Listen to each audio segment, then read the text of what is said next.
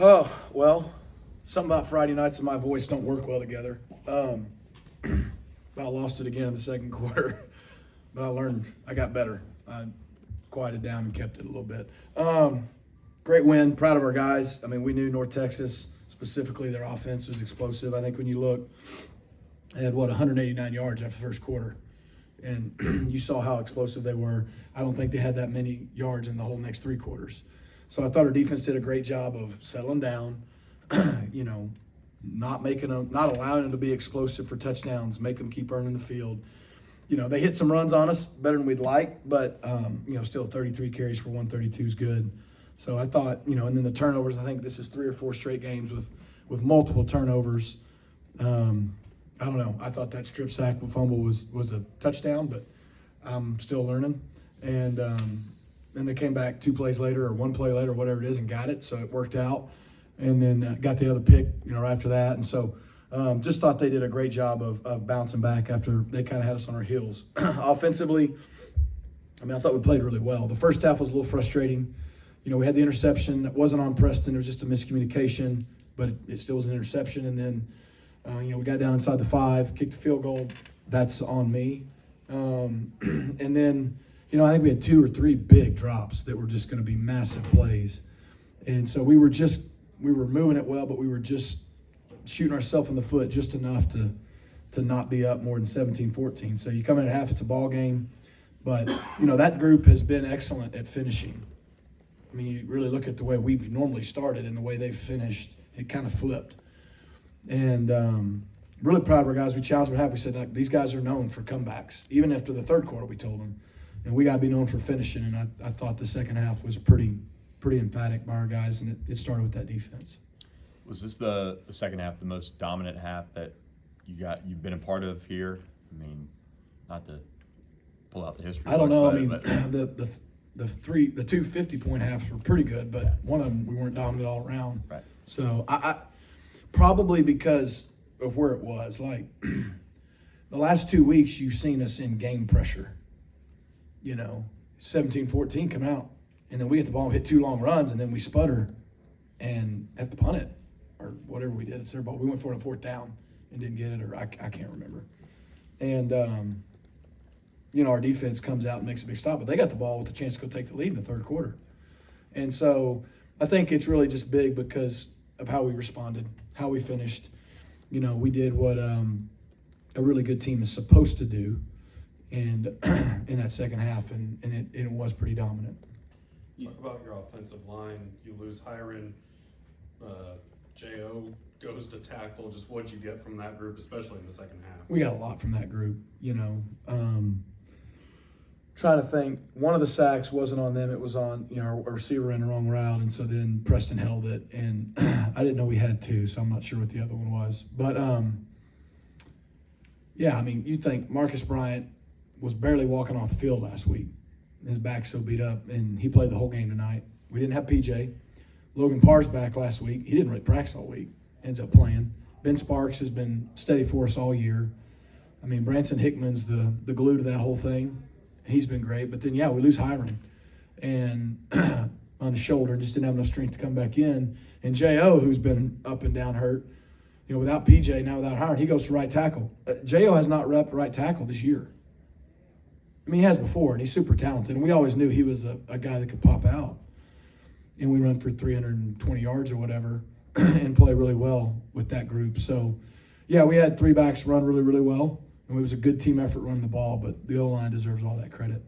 Did it take anything at halftime of kind of settling that group in a little bit to get the run game going a little bit more? Or? No, I think, we were close on a few runs in the first half. It wasn't spitting quite like it did in the second half, but we were close, so we just decided to stay the course. We made a few adjustments with a couple things we were doing. Thought we were going to try to get on the perimeter more. You saw Jalen's touchdown run, and then late in the game we were able to, just kind of lean on them. But I think it was one of those deals. You got to commit to it for 4 quarters, and they did a nice job in the first half of. I don't know what we had. We still had over 100 yards, but it was reasonable, and we just stayed with it. Our defense allowed us to stay with it too. Leading up to this game, you talked about how North Texas had played UTSA, Tulane, and I think Memphis, all one-score games.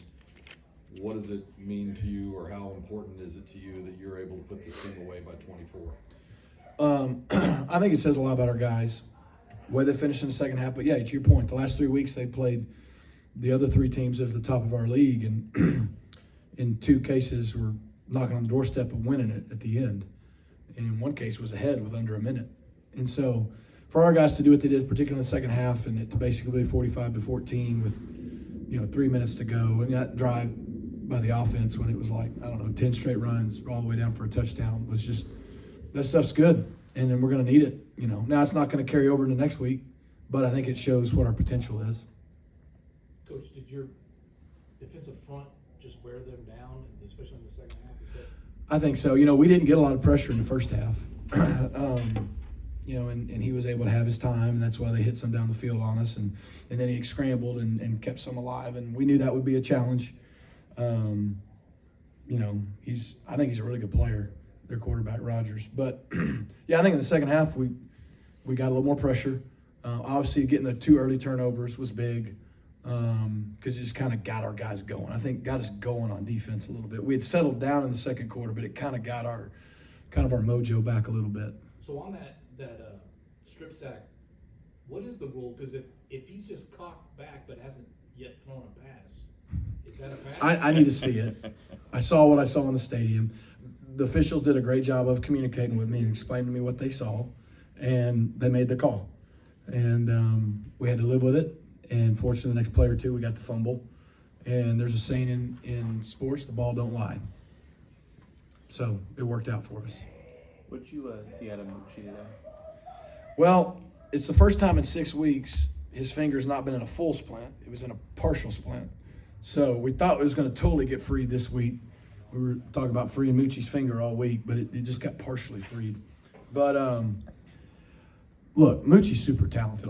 Those guys are. And honestly, coming out of fall camp, he had the best fall camp. And so, we were playing a lot of guys, as we know. And then, the injury, he kept playing through it, but that's tough. It's tough for 6 weeks. He wasn't able to bend his middle finger for 6 weeks, not just playing, like 24/7. It's got to be a Guinness Book of World Record. And so, it was better. He can now work on bending it, so I think he's closer. And that's got to lift him. Obviously, losing Curley. All those guys were going to have an elevated role. I was really proud of Jordan Hudson going to a different side. He had never played. That's tough, being your first year, and he handled it well. But yeah, Mucci's that guy who can make those plays. We saw him do it last year. We need that out of those guys. I thought all of them, Mello made a big catch. Keyshawn was good. But it's good to have him back vertically down the field because that's what he's really good at. Year 2 and just the overall strength and conditioning and the program and all of that. Last year you guys finished really well. What are the keys that you guys really honed in on to allow you guys to have these type of performances? I don't know. I hope it's becoming a DNA of our program. We focused on it last year. We didn't not focus on it this year, but because this year's a different team. It's one of our 4 kind of pillars of our program. It's the 4th one, finish. We want to be finishers in everything we do. So every part of our program, from winter workouts to spring to summer to fall camp, has finishing aspects. It's just emphasized, and our guys are buying into it. And we've still got a few games left in November to finish. But I think Grizz does a great job the way they train. But our guys deserve all the credit. You can talk about it; they go do it. North Texas came into the game statistically with the last ranked rushing defense in the country. Did you lean more heavily on the run than you otherwise might have because of the uncertainty about Preston Stone's health? No, because if Kevin would have played, we were going to call the same plays.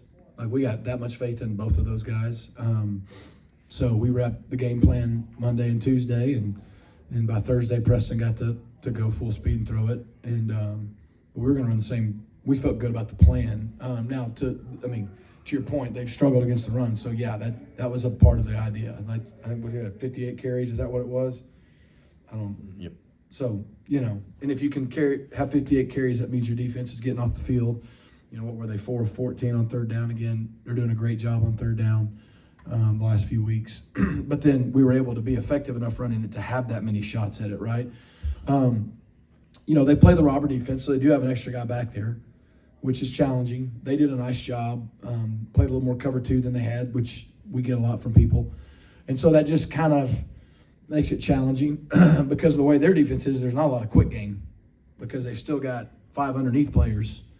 But, if you count the robber they got 6. But then they also have 3 dudes deep. So, we felt like we had opportunities, and you saw it. We hit some and we missed several down the field. But yeah, I mean, we were going to lean on that because that's kind of what they give you, and that's what they've struggled with. But it didn't have anything to do with Preston's injury. He was full go when he decided to play. You kind of mentioned earlier in the week that with facing such a talented offense, you knew you might not be able to keep them scoreless. Do you feel like the fact that it was a close game at halftime, did that kind of galvanize the defense? Because then they kept them scoreless for almost another 30 minutes. Yeah, I think so. They had again, I'm going to credit them. They had us on our heels defensively. 190 yards in the first quarter, and, we were hanging on for, I think they missed a field goal. Then we gave them a gift by jumping offside. So they were humming, but, nice job by our guys settling in. And, I think in the second quarter they settled down. At halftime, they had a look in their eyes like, hey, guys, we get a chance to now settle in and go out and play our game. We didn't do that in the first half. And it says a lot about their maturity and for them to be able to actually go do that. The first red zone trip, I think the one that you ended up kicking the field goal, I think on both second and third down, you had Tyler in there. Where both ended up being pass plays. Another trip, you go to Tyler, he pushes it in for the touchdown. Is it hard to just say, if we're within 3 or 4 yards, we're always going to go to Tyler? Is it just what goes into some of those play calling? It's not hard to say because that's what we want to do. So the first drive that we got down there and kicked the field goal, we were rolling on the first one, so whoever the back was stayed in.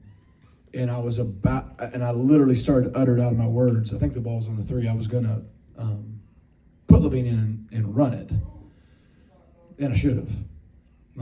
Because that's what we want to do inside the 5. That's kind of his strength. But felt good about the play action on second down and then come back and run it on 3rd and 4th potentially. And and really, Levine's in on that package, so he still went in. And if Preston doesn't bobble the snap, I think we're going to have a touchdown to RJ. Because he was open, but by the time Preston got out and threw it late, they had recovered. And then on 3rd down, we ran it. What did we do on 3rd down? You just told me we threw it. To RJ, and then you called timeout and kicked a field goal, right? Yeah, I don't know what we did on 3rd down. It didn't work. And, I just felt like, again, that's why I said that's on me. We got to do a better job on 2nd and 3rd down. We should score there. And we kicked field goal. We got down there later. We got the big boy in, and even though LJ was running well, and you saw what he did on a touchdown right now, the next time down, let's go ahead and talk about all our problems down there. LJ was running well, put Levine in, and he just missed the cut. If he just slides back behind it, he walks in. He doesn't. And then I just felt like we were up 10, going up 13. Like, what's the difference? We had them pinned. That's why we went for it. I felt good about the call. I think we had RJ. We just missed it. And credit our defense for bailing us out. But it's not good to have the ball inside the 5 twice and get 3 points. That's going to cost us if we do that again.